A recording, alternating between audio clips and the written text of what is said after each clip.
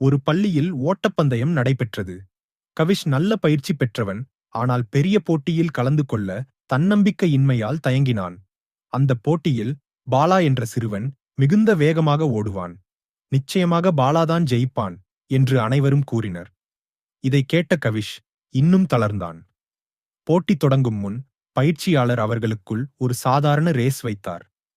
கவிஷ் ஓடியபோது அவன் பாலாவை மட்டும் பின்தொடர்ந்து பார்த்ததால் வேகமிழந்தான்.